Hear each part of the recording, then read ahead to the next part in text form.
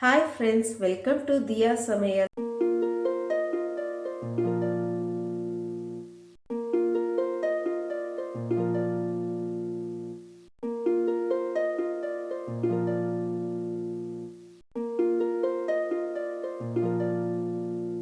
Hi friends, இன்னைக்கு என்ன ஸ்பெஷல்னா குழந்தைங்கலேருந்து பெரியவங்க வரைக்கும் ரொம்ப விரும்பி சாப்பிடக்கூடிய ஒரு ஸ்வீட். அது என்னன்னா ரவா கேசரி. வாங்க எப்படி செய்யறதுன்னு பார்க்கலாம்.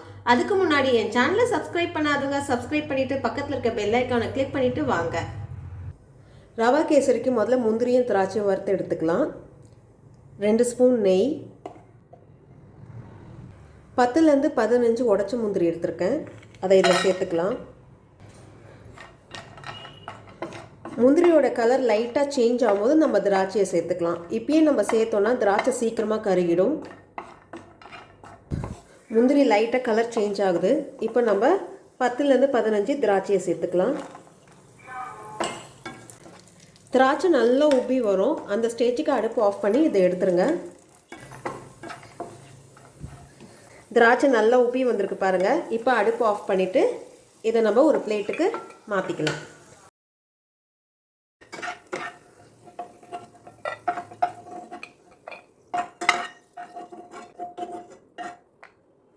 இதே பேனில் நம்ம ரவையும் நல்லா வறுத்து எடுத்துக்கலாம்.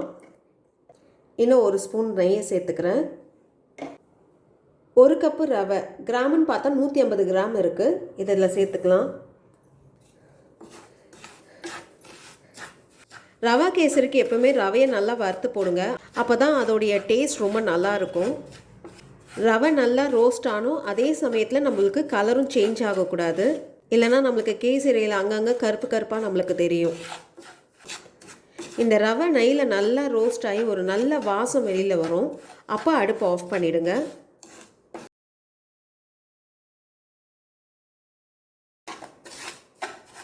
ரவை நல்லா ரோஸ்ட் ஆகிடுச்சு. அதோடைய வாசம் நல்லா வெளியில் வருது. அடுப்பு ஆஃப் பண்ணிவிடுங்க. பாருங்கள், நல்லா ரோஸ்ட்டும் ஆகிருக்கு. அதே சமயத்தில் அதோட கலர் சேஞ்சும் ஆகலை பாருங்கள். இப்போ இதையும் ஒரு பிளேட்டுக்கு மாற்றிக்கலாம். இப்போ கேசரி கிண்டுறதுக்கு ஒரு பெரிய கடாயாக எடுத்துக்கோங்க. அப்போ தான் கிண்ட கொஞ்சம் வசதியாக இருக்கும். நான் இந்த கப்பில் ரவையை அளந்தேன். அதே கப்பில் 3 கப்பு தண்ணி சேர்த்துக்கோங்க.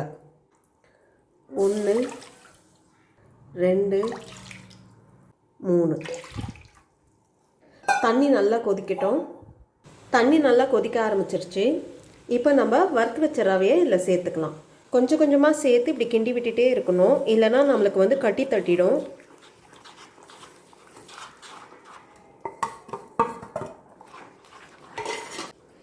நல்லா கிளறி விட்டுட்டே இருங்க.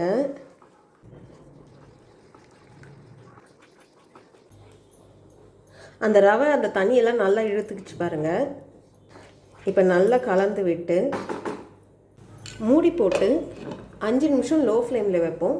அப்பப்போ மூடியை திறந்து நீங்கள் கிளறி விடுங்க. இப்போ மூடியை திறந்து பார்ப்போம். ரவை நல்லா வெந்திருக்கு. லோ ஃப்ளேம்லேயே இருக்கட்டும். 1 கப்பு ரவைக்கு நான் 1 கப்பு சர்க்கரை எடுத்திருக்கேன். உங்களுடைய இனிப்புக்கு ஏற்ற மாதிரி நீங்கள் கூடவோ குறைவோ சேர்த்துக்கலாம். கொஞ்சம் கொஞ்சமாக சர்க்கரையை ஆட் பண்ணி மிக்ஸ் பண்ணி விட்டுட்டே இருங்க. ஒரே டைமில் எல்லாத்தையும் சேர்க்காதீங்க. உங்களுக்கு ரொம்ப கஷ்டமாக இருக்கும் கிளறி விட.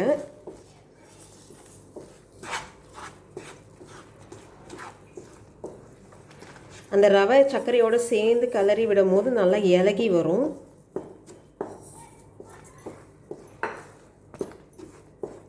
நல்லா கலந்து விடுங்க. அந்த சர்க்கரை அந்த ரவையோடு நல்லா போய் பிளெண்ட் ஆகணும். பாருங்கள் எப்படி இலகி வருது பாருங்கள். ரெண்டும் ஒன்றா சேர்ந்து வரும்போது சர்க்கரையும் ரவையும் நல்லா ஒன்றா சேர்ந்து நல்லா இலகி வந்திருக்கு. இப்போ நான் கொஞ்சம் ஏலக்காய் இதில் சேர்த்துக்கிறேன். ஃபுட் கலர், உங்களுக்கு என்ன ஃபுட் கலர் பிடிக்குதோ அந்த ஃபுட் கலர் சேர்த்துக்கோங்க. இங்கே நான் ரோஸ்பெரி கலர் எடுத்திருக்கேன். அதை இதில் ஆட் பண்ணிக்கலாம். நல்லா கிளறி விடுங்க.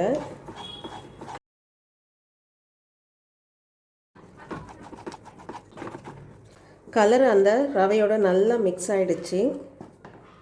நம்ம வறுத்து வச்சுருக்க முந்திரியும் திராட்சையும் சேர்த்துக்கலாம். ஒரு 3 ஸ்பூன் நெய்யை சேர்த்துப்போம். நல்லா மிக்ஸ் பண்ணி விடுங்க. நல்லா மிக்ஸ் பண்ணி விடுங்க. பாருங்கள், இந்த கடாயில் ஒட்டலை பாருங்கள். இப்போ அடுப்பு ஆஃப் பண்ணிடுங்க. ரொம்ப டேஸ்டான ரவா கேசரி ரெடி ஆயிடுச்சு. இந்த வீடியோ உங்களுக்கு பிடிச்சிருந்தா லைக் பண்ணுங்க, ஷேர் பண்ணுங்க, அப்படியே உங்களுடைய கருத்துக்களை எனக்கு கமெண்ட் பண்ணுங்க. இது வரைக்கும் என் சேனலை சப்ஸ்கிரைப் பண்ணாதவங்க சப்ஸ்கிரைப் பண்ணிட்டு பக்கத்தில் இருக்க பெல் ஐக்கானை கிளிக் பண்ணுங்க. நன்றி, வணக்கம்.